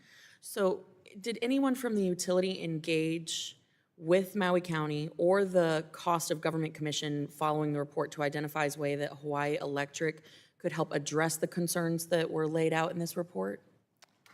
Based on what I was told, we were not tasked with those recommendations from the County of Maui. Those recommendations went to personnel within the County of Maui, and we were not necessarily tasked with those recommendations. That said, what those recommendations, the content of that recommendation or those two recommendations, we were already doing that, and that's part of our wildfire mitigation plan.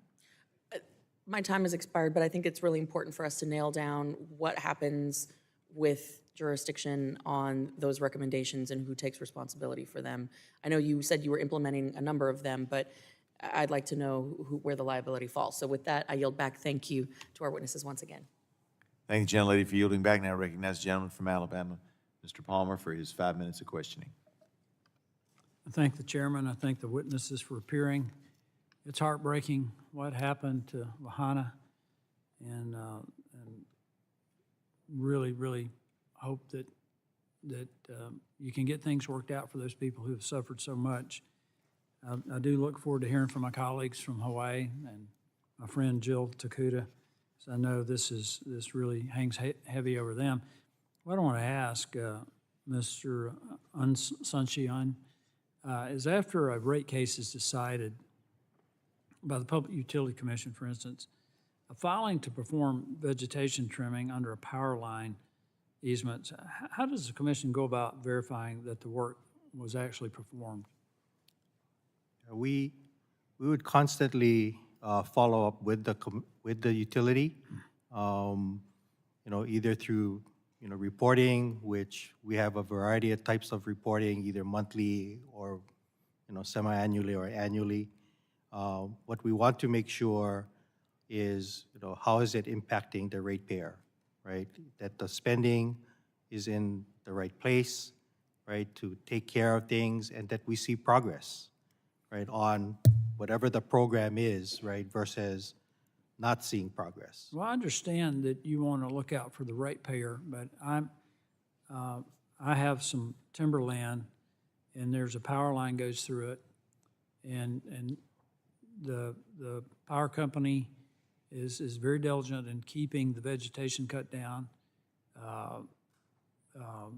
making sure that there's not fuel underneath the wires that could be ignited, or that if it were ignited, it would not damage the lines or the poles that support the line. And I'm up there, and I can see what's being done. People who live around there can see that. Have there been people on Maui that have reported excessive growth of vegetation? Is that something that people just weren't aware of as a potential problem for wildfire? I will say that those types of reports would not come to the Public Utilities Commission. It might go to like our. But does it come to, what I need to know is if the public's reporting this to the power company, and the power company taking action, and if they don't take action, does the commission know about this? Yeah, certainly the commission would know through the types of reporting that we have, right? I think the immediate, right, is really contingent and the responsibility of the utility, right, to act on those notices from the public. But if they don't act on it, are there any penalties? Are there any enforcement actions that can be taken by the commission if the power company doesn't do the due diligence that I think every power company should do to make sure that they mitigate any risk for a wildfire or a harm to the public in any other way? Yeah, certainly we do have processes in place that would, right, we could call the utility before us and to explain their actions. Yeah, but are there any penalties? Excuse me? Are there any penalties? Are there fines, or is there any way to exercise enforcement if the power companies are not complying with the requirements?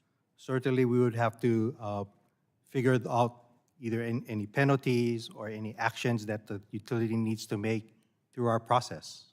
You say you have to figure it out. That leads me to conclude that you don't have those in place now.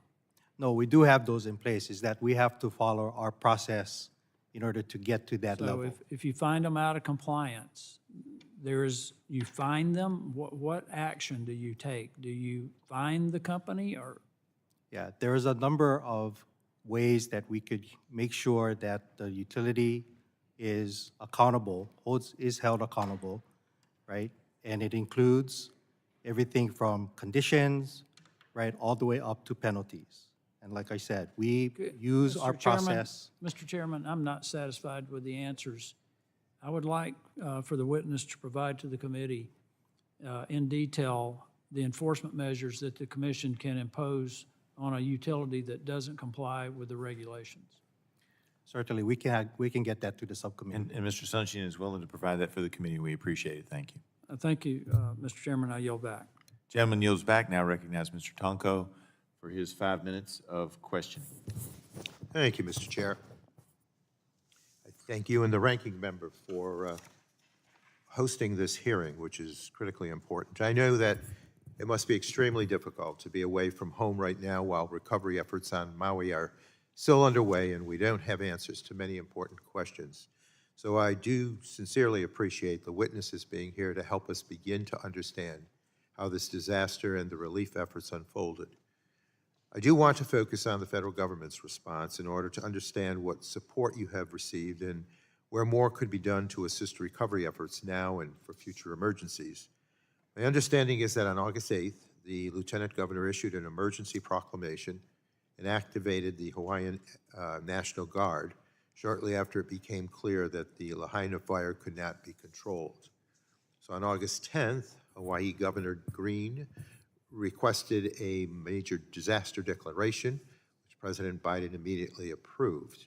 On August 18th, President Biden amended that declaration to make even more resources available for response and recovery efforts. So, Ms. Kimura, can you describe the federal involvement with recovery on Maui and what more might help support short-term recovery efforts on Maui? Our teams are part of the Maui Emergency Operations Center, and in that center, they're working alongside, and Maui County is coordinating the resources of FEMA, of EPA, of a number of different organizations. And so all of that assistance is greatly appreciated and has made a significant impact on our state's ability to support the Lahaina community.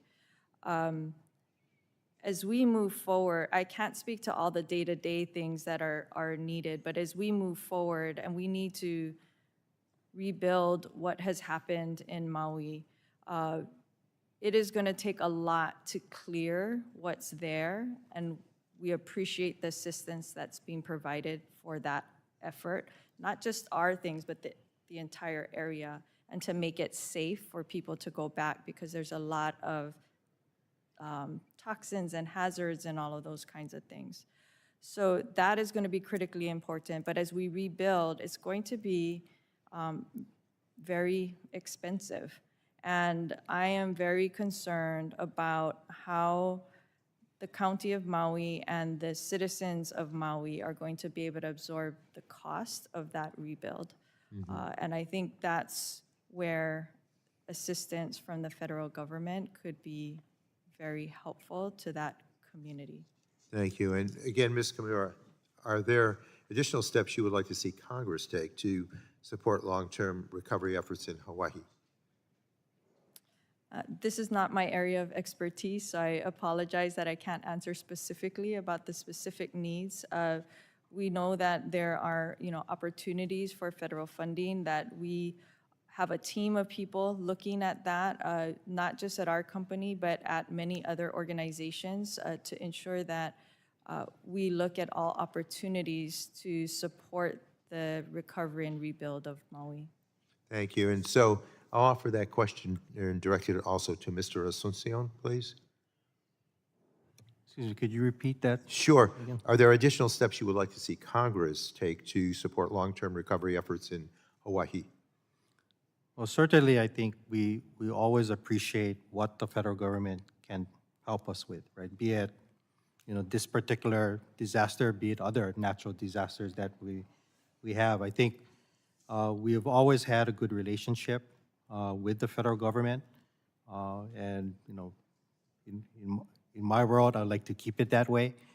But I think, certainly, it's not only specific to Hawaii. I think all of our states that we represent, right, where we can get additional resources or assistance from the federal government, we would certainly appreciate that. Thank you. I have other questions that I'll get to the subcommittee so as to get you to respond in writing. But I thank you all, and many of us here in Congress are committed to Maui's recovery, and are willing to do anything and everything that we can to support that effort. To that end, Congress must pass President Biden's supplemental appropriations request that includes $16 billion to prevent the disaster relief fund, which is currently supporting the recovery efforts on Maui from running dry. And I look forward to hearing from my colleagues from the Hawaiian delegation, Representatives Tokuda and Case. You all have my heartfelt condolences for what you and your community are experiencing, and we are totally committed to making a difference on your behalf. With that, Mr. Chair, I yield back. Gentleman yields back. Now recognize Mr. Duncan, who's joined us. He's chairing a subcommittee upstairs, and we appreciate you coming to be a part of this subcommittee as well. Now yield to you 5 minutes for your questions. Thank you, Mr. Chairman. The hearing upstairs on grid reliability and affordability, and a lot of things we're talking about in here. First off, I want to say that our hearts and our thoughts and prayers are with the folks in Maui. Ms. Kimura, I appreciated our conversation yesterday. I could see the pain in your face by what your fellow citizens there are enduring. And so I want you to know sincerely we will continue to do all we can and continue to lift you up in thoughts and prayers. Mr. Chairman, I want to submit for the record an article from the Institute of Energy Research titled Hawaii Invest in Renewable Energy Rather Than Wildfire Prevention. Article for the record. All right, we'll take that up at the end of the meeting according to our protocols. Thank you all for taking the time to be here. So I know it's a long trip. Ms. Kimura, it's my understanding that there were plans to build an LNG facility in Hawaii. Why did that project never come to fruition? This was many years ago. We had been working on a proposal for LNG infrastructure in Hawaii to import it into Hawaii. And that was part of a bridge strategy that we had to get to our renewable goals, to lower costs to our customers while we transition to renewables, and also to lower the carbon footprint. When we were in the process of proposing those plans, the governor of the state of Hawaii at that time had indicated that that path forward was not appropriate for Hawaii, and that the focus and the investment should be on the 100, at the time, I don't think it was 100% renewables, but the focus should be on achieving the renewables goals and putting the investments there. So your dispatchable capacity comes from oil-fired now, and you're using some biodiesel. I understand that. I'm sorry, can you repeat that?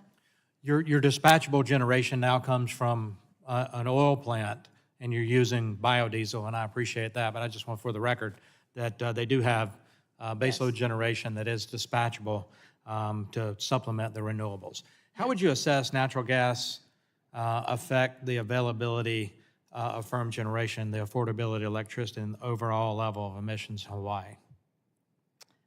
You know, that assessment was done many years ago, and I can't recall now what the impact was. We had determined at that time that it could significantly reduce the cost of electricity in Hawaii if we were able to implement that at that time. And with sufficient time from when we were proposing it to when we had to achieve our renewable goals, we felt like the investment was worth it and could amortize itself over that period of time to provide that long-term benefit to customers. Yeah, thank you for that. For the record, I would just say that clean-burning U.S.-produced natural gas has helped the United States lower its carbon emissions. But do you think the impact of this fire will have on the cost of electricity and overall reliability of Hawaiian electric grid? It will change public opinion on the construction of an LNG facility?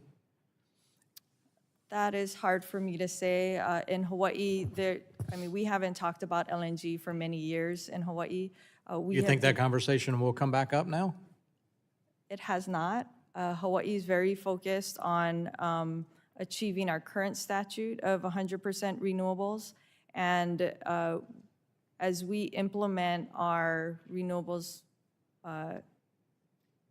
agenda here, we are achieving projects. For example, a solar plus storage project that went into the ground last year was at 9 cents per kilowatt hour, and that was a third of the cost of what it would cost for fossil fuel generation based on oil. So we are continuing to pursue that route, and we are also pursuing firm generation, which we believe is needed to fill the gaps of solar and wind and storage and other renewable resources that we're implementing in Hawaii. Just a side question, because it's not in my prepared questions here, but a thought. With the volcanic activity in the Hawaiian Islands, is thermal something that's even looked at? Is what? Thermal. Yes, so we have geothermal on the Big Island of Hawaii, and that is a very important resource and a firm resource that we believe is critical to the future of Hawaii, but it's also challenging to get that resource. Yeah. So I'd love to investigate that more. I want to ask one last question, the Maui Public Utilities. Upstairs right now, we're having a hearing on the nation's grid operators about the challenges of reliability on the grid due to state policies and how there has to be a refocus on core missions of grid operators, states, and regulators on reliability. In a similar way, given the clear shortcomings you identified, vegetation management, in your submitted response, will you also have to go back and reexamine how and whether state policies to drive energy resource to be 100% renewable may have affected priorities and or your offices and the utility away from focusing on resilience and managing risk, including mitigation fire risk? Was that a question to me? Yeah. So, or either one. Yeah. so because of those cost savings that I talked about between that example I gave you, solar plus storage versus the cost of fossil fuels, oil that we've been talking about, that cost savings, given the high rates that we have in Hawaii, we can take that cost savings and we can invest that in our grid. And so that has been the strategy that we've been employing over the last many years. Yeah. Thank you so much. I'm way over time. Thank you, Mr. Chairman. Gentleman yields back. I don't see any other members wishing to ask questions at this time, so I would like to thank our witnesses again for being here today. Now, pursuant to committee rules, I remind members they have 10 business days to submit additional questions for the record, and that would also include all the things that we asked about that you need to get back to us on, and that's fairly standard. And then I ask the witnesses that you all submit your responses to those questions and follow-ups within 10 business days of receipt of those questions.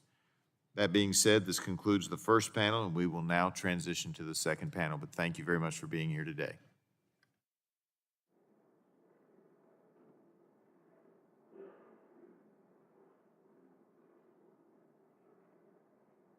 Why don't we take a 5-minute recess, and we'll come back for the second panel.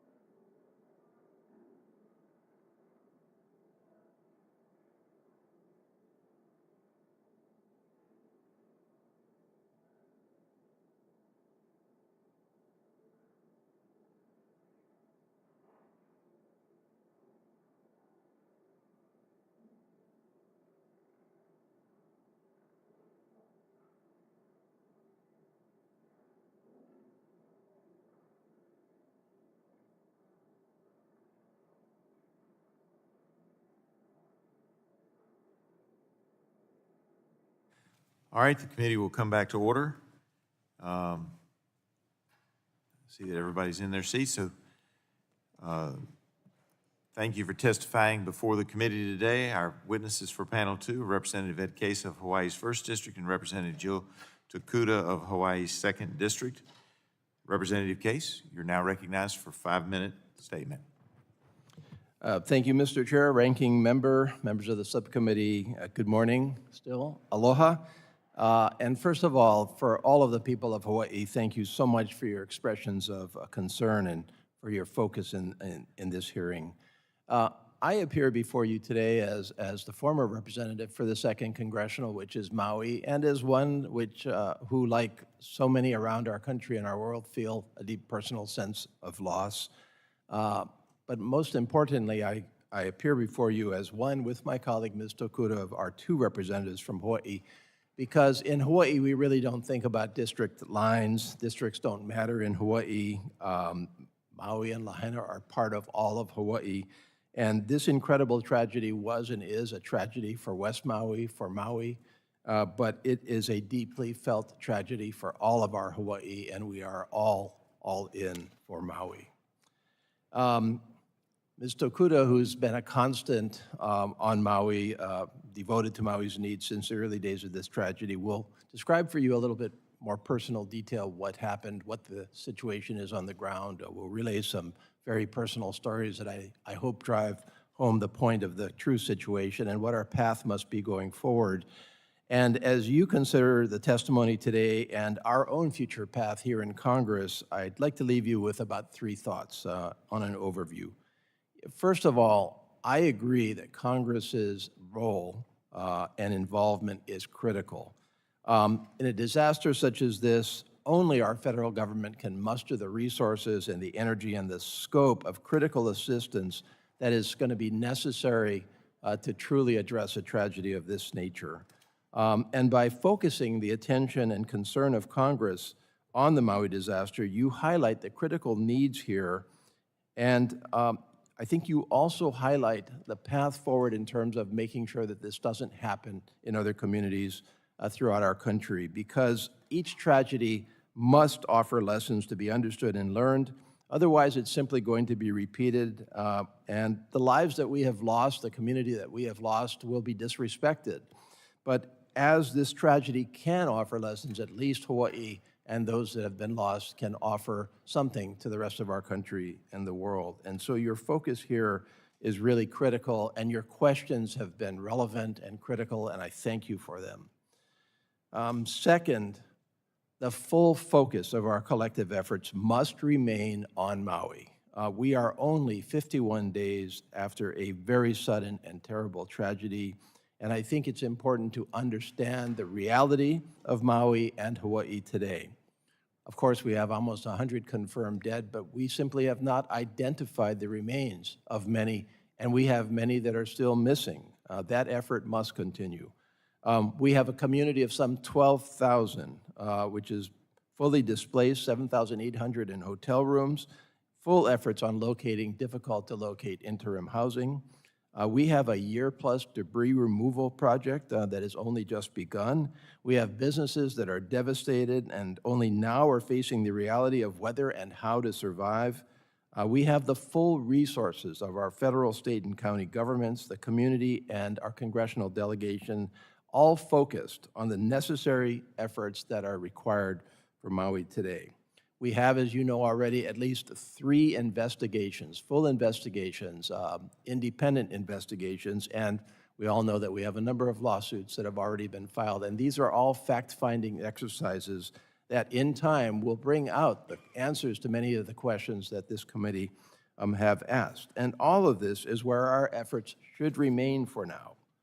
All of which is to say that while we in Congress have a very critical role, and I agree with you, Mr. Chair, it's not too early to ask these questions, we should not disrupt in what we're doing today what is necessary to be done for Maui. And so there will be a time for Congress, I think, to delve more deeply into exactly what happened and to learn the lessons of Maui when some stability has been restored.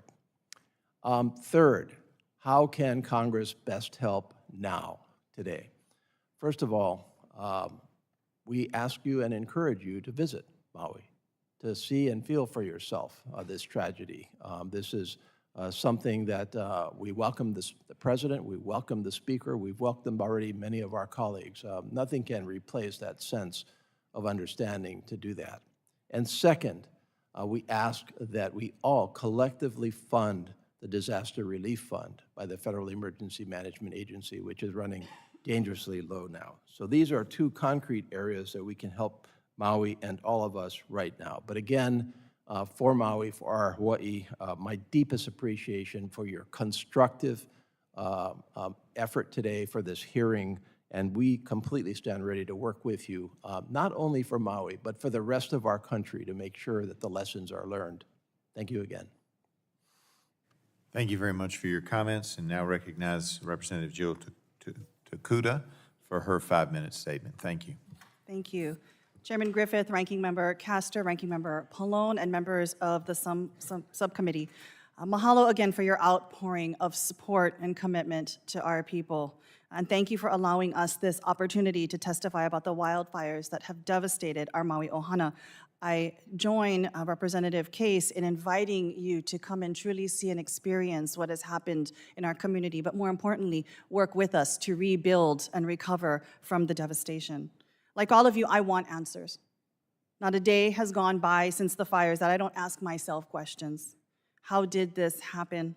What could have been done differently? How do we make sure this never happens again? How do we keep our people, our families safe? What now?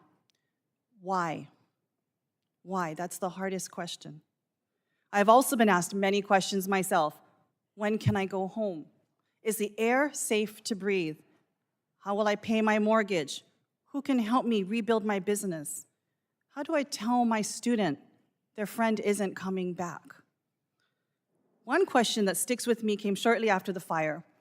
A woman approached me and asked me if I could please help her find her husband. They'd gone to all the shelters, the hospitals, they'd given the DNA sample. What should she do now? She showed me a picture of her husband's burned out truck on the side of the road and asked me why the back door was open. Could he have escaped? Where is he? I could not answer her questions that day. All I could do was hold her hand, put my arm around her, and try to comfort her. In the weeks that followed, I looked for her husband's name on every single list. First, it was on the list of the missing. A few weeks ago, identified among the dead. I share this with you because there are so many questions about this tragedy that must be answered. People want answers, people want accountability, but our people are still grieving. They are frustrated, they are grappling with their new reality, they are justifiably mad that this has even happened to them. Far too many lives were lost in our very tight-knit community. Some are still waiting anxiously of news of their loved ones, and while they want some kind of resolution, they fear that knock on the door. While it's been almost 2 months, most still have not seen the remains of their home, with the first Lahaina residents being allowed back into their property just this week. The question we need to be focused on right now is how do we keep the help coming to Maui? We are 2 days away from a shutdown. Our people have gone through enough. The wheels of government must continue to turn and work to provide them the support and the resources they so desperately need to focus on recovery and rebuilding. Last week in a House Transportation and Infrastructure Subcommittee hearing, one of our colleagues suggested that the Maui fires were the result of Hawaii's pursuit of renewable energy. He then insinuated to FEMA Administrator Criswell that the federal government should not support recovery efforts for disasters in states that pursue net zero policies. Unfortunately, these comments betray not only a lack of understanding of Hawaii's unique energy infrastructure, but also a willingness to exploit our pain and tragedy for political gain. What we already knew before this disaster is that Lahaina is not unique among rural and remote communities across our country that have not received enough investment and where ensuring access to services is a constant struggle. This tragedy has highlighted the disparities that exist in energy, telecommunications, transportation, and water infrastructure. Our rural communities lack access to healthcare, mental health services, emergency services, and more. The investments we have made through the Infrastructure Investment and Jobs Act and the Inflation Reduction Act must be but a first step, and we understand the urgent need to do more. The path ahead for Maui will be long and difficult.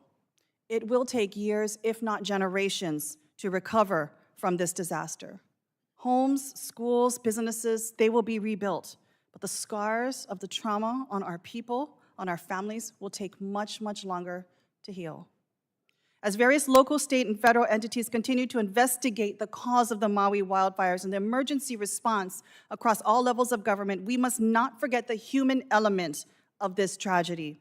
Behind the whirlwinds of investigation and litigation that have emerged from this disaster is a community still healing and fighting every day to recover and rebuild. While the historic banyan tree has become a symbol of hope, we must never forget that the people of Lahaina are her roots. There is no Lahaina without the voice, the vision of her people. Like you and I, our people have questions too. We all deserve answers. Right now, the most important question must be, how do we continue to keep the help coming to Maui? Mahalo for allowing myself and Congressman Case to testify before this committee. We will continue to count on your support and commitment in the weeks, months, and years to come. With all of you as part of now our extended Maui Ohana, I have hope that our people can and will continue to stay Maui strong. I yield back. Thank the gentlelady for her comments, and appreciate each of you all being here, and know that this subcommittee will try to find answers, and that while doing so, we will not forget the human factors involved as well. Anything final? I would. Thank you, Representative Takuda. Thank you, Representative Case. I heard you loud and clear, and on behalf of the Democratic side of the aisle, again, our sympathies are with you, but I think we can best show our sympathies by acting, by, as you said, helping get answers, making sure that the recovery continues, that the disaster relief recovery fund is fully funded, and then taking the lessons learned to help prevent this from ever happening anywhere else. And I did want to offer, this is the 1-year anniversary of Hurricane Ian that hit Southwest Florida, where 150 people died, over 50 drowned because of storm surge. So they're still recovering too, as people in Puerto Rico are. Just a couple of months ago, Hurricane Idalia hit Rep. Kamek's district, but in my area, I still have people who are flooded out that have all of their belongings in pods out on the street. And what caught my attention this morning, on the front page of my hometown newspaper, the Tampa Bay Times, says FEMA has paused Florida aid. And I just, as Ranking Member Pallone has said, that we just cannot afford this shutdown. This story says that it's disrupted longer-term recovery projects already without going into the shutdown that's coming this weekend. But it's what FEMA's had to do is disrupt longer-term recovery projects in Florida, Puerto Rico, and in other communities hit by past calamities, illustrating how a Republican-led standoff in Congress could unleash real hardship in Americans' lives. It's impacting the reconstruction of the grid in Puerto Rico, says the Department of Economic Development and Commerce in Puerto Rico. To prevent an interruption in federal disaster response, President Joe Biden urged lawmakers last month to restock FEMA's coffers, as Rep. Case mentioned, as part of a short-term deal to fund the government and approve an additional roughly $16 billion in supplemental aid. That money is meant to augment federal recovery efforts around the wildfire that recently ravaged Maui, the flooding this summer in Vermont, the aftermath of Hurricane Idalia. And so far, Congress has failed to act. Instead, Republicans, led by House Speaker McCarthy, have held up efforts to fund the government past Saturday. This is crazy. This is self-inflicted. This is not how a country as great as the United States of America should be acting. This is a gift to our adversaries. So I just urge my Republican colleagues, because I heard your very sincere sentiments, that you are here to help support the people of Maui. And the most important thing to do, it's in our power right now, since these investigations are going to be ongoing for months, the most important thing is to ensure that the people on the ground there can continue to help. And Rep. Takuda and I talked yesterday. I'd like to ask her a little question about what's going on in the recovery. I'm not allowed to ask questions. All right. Well, I would. Part of our protocol. I would encourage everyone to talk to Rep. Takuda and Rep. Case about the extensive recovery and the missions that are on the ground. When I mentioned at the beginning of the hearing, on my way out to the Pacific Rim, we were in Honolulu on August 8th. On the way back, the United States Army gave us a briefing of their recovery, and it was, these people are heroes. They step back from kind of the national security mission to focus on the recovery of their neighbors in Maui, and these are very difficult assignments under very difficult conditions. So let's not throw a wrench into the recovery of people in Maui. Let's not aggravate and pile on their pain. This can be avoided, and I just encourage you all to take that to heart and put people over politics. Because right now, people look at Washington and they just see a political mess, and it's time to really think about the people all across America that are going to be impacted. I thank the gentlelady for her comments, and not wanting to get into too much politics, but certainly welcome all the Democrat votes that we can get on Republican-led measures to keep the government open.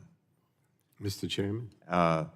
We need to bring this to a conclusion, but I would ask unanimous consent to insert into the record the documents included on the staff hearing documents list. Without objection, that will be the order. Mr. Chairman, I'm not asking a question, I just want to okay. make a comment, if that's all right. Well, I know, but I made a very brief comment and then I'll be brief. got a very long, although heartfelt response. And I don't know that this is the time that we should be debating those Well, I issues. just wanted to say, if I could, I'll be like a minute. In the sense of comedy, not comedy, but comedy, getting along, I will recognize the gentleman to make a brief comment. Thank you. I'm not going to repeat about the shutdown. I think we all know that that's not a good thing for what's happening in Hawaii in terms of the recovery. But I did want, I know that Representative Takuda also mentioned this idea of some kind of ideological test for recovery. You said that it was suggesting that if you were looking to have 100% renewable, that there shouldn't be funds going to Hawaii. We've heard this also in my case. Remember, in the aftermath of Sandy, there were those who were making outrageous comments about how, we shouldn't help the Northeast. I've been here long enough to know that whenever there's a natural disaster, we help everybody. It's not Democrat, it's not Republican, it's not ideological. It shouldn't be, right? And so I'm glad you mentioned that, but I do think we all should say that there should never be a litmus test. And it's important to say that as well. And this litmus test, in this case, seems to be linked to climate change. And the bottom line is that everything I see is that, this dry vegetation and it was a major factor. So we can't not only have a ideological test, but we also need to recognize that one of the causes here in the long term is climate change, and that needs to be addressed as well. So I thank the gentleman for his brief comment. Thank you. All that being said, without objection, subcommittee is adjourned.